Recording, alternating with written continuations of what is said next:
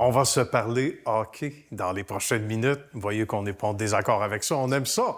Avec l'ami Danny Gros, que vous avez reconnu. Comment ça va, Danny? Ça va bien, toi-même? Ça va bien, merci. Très heureux que tu nous accueilles dans ton salon. C'est ton salon chez vous, ça? C'est pas mal notre salon là, depuis 2 ans. Alors, on passe pas mal de temps ici. Puis Ça on a bien du plaisir.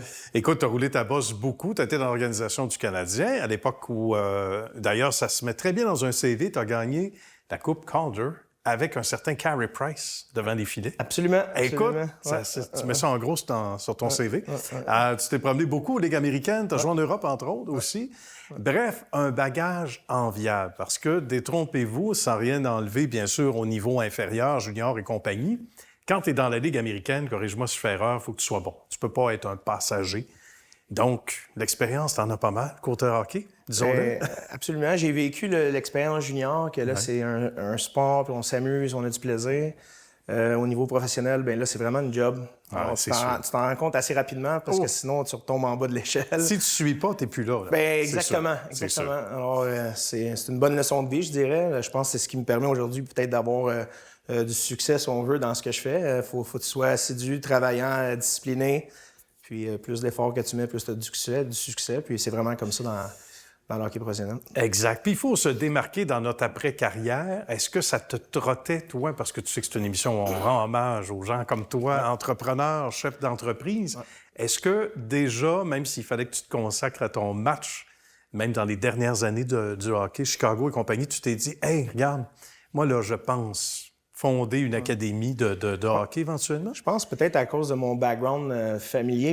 Honnêtement, j'ai tout le temps pensé à ça. En fait, quand j'ai signé mon premier contrat professionnel, mon premier achat, mes amis, ils s'achetaient les voitures et tout. Évidemment, je m'en ai acheté une éventuellement, une belle voiture. Il fallait. Je sais pas si c'était le bon move parce que je l'ai payé. Je pense que ça m'a pris 5 ans à la payer finalement. Oui? Mais je me suis acheté aussi un triplex.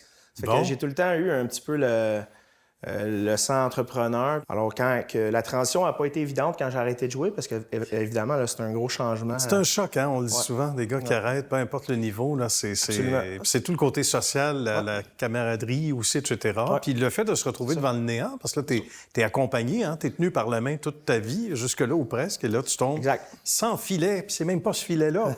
Donc, tu pars ça comment, ton académie, ton école? Comme je dis, là, j'ai eu une petite transition.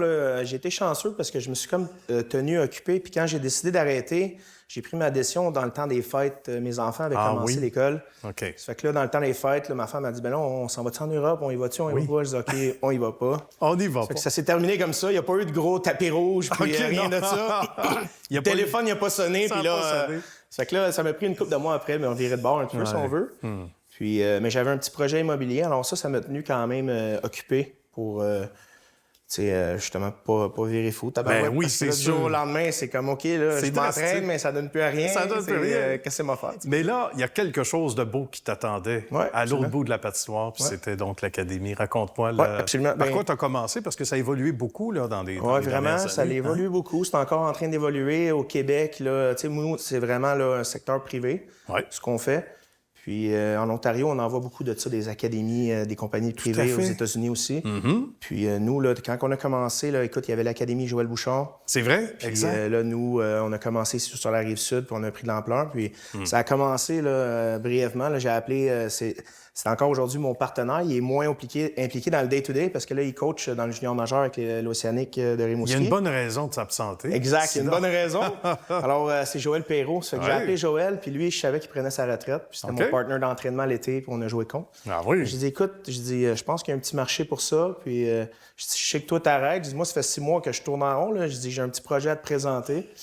On a essayé 2 semaines dans l'été, un petit camp une petite école de hockey. On a fait 2 semaines. Bonne façon de faire un test, ça. Ça a bien répondu? Ça a bien répondu, mais là, dans le temps de le dire, on avait on a ramassé des contrats à gauche, à droite, on avait des bureaux, on s'est installé. Ça fait que là, au bout d'1 an, on se revirait de bord, on avait des petits partenaires. On s'est impliqué beaucoup au début avec la Fondation Centre Jeunesse de la Montérégie aussi. Ah bon? C'est là qu'on a annoncé l'ouverture officielle de l'Académie. Alors, encore aujourd'hui, on est impliqué un petit peu avec eux. Fait que là, du jour au lendemain, on s'est dit, tabarouette, ça a décollé. On est en affaires, ça a décollé. Puis là, aujourd'hui, quelques années plus tard, quasiment 10 ans plus tard, ça roule encore. Évidemment, là, Ça a été comme la dernière étape là, qu'on a pu avoir notre centre, notre petit terrain de jeu. Glace synthétique. À nous. Écoute, ça, parlons-en de terrain de jeu. Il reste 1 minute, même pas à la période. On comprend le même langage. Il reste pas grand temps, mais ça va vite. Il faut que tu nous parles de ça ici, parce que ça fonctionne 12 mois par année. Qu'est-ce qu'on y fait ici? 12 mois par année. Écoute, les gens, ils viennent ici, ils prennent des cours privés. Oui. Tout ce qui est espace restreint, lancer, maniement de rondelles.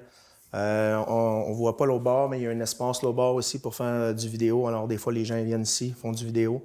Alors, ces services-là, on les offre sur la glace, mais là, on a la possibilité de les faire ici. Ici même. Ça, c'est vraiment plus focusé là, sur l'individuel. Puis évidemment, pour les jeunes, bien, pour les clients, surtout pour les parents, ça coûte un petit peu moins cher parce que là, tu n'as pas le prix de la glace à payer. Parle-moi de tes camps d'été qui s'en viennent, qui sont de plus en plus populaires. Yes, écoute, les camps d'été, là, c'est vraiment fameux. Nous, ça nous fait un plaisir là, avec notre staff de redonner un petit peu aux jeunes. Puis on forme des jeunes coachs. On a des chapiteaux extérieurs. Les jeunes passent leur journée dehors, sont in and out, là, alors qu'on va sur la glace, on leur enseigne le matin. L'après-midi, ils retournent pour un petit match amical. Ce qu'ils ont appris, ils peuvent l'appliquer. Ah oui. Puis sinon, le reste de la journée, bien, nos jeunes moniteurs qui sont formés, certifiés, bien, ils s'occupent de eux, les tiennent occupés. Notre salon est dehors, ils mangent dehors. Alors, c'est vraiment le fun. Puis à toutes les années, on a de plus en plus de jeunes. Ça fait que ça, c'est vraiment cool. Danny, merci à toi. Merci beaucoup. C'est un grand bonheur pour peut-être se retrouver sur une glace éventuellement. Sait-on jamais. Je vais m'habiller en gardien. Bien, je te le promets. Parfait. Salut. Merci. Merci.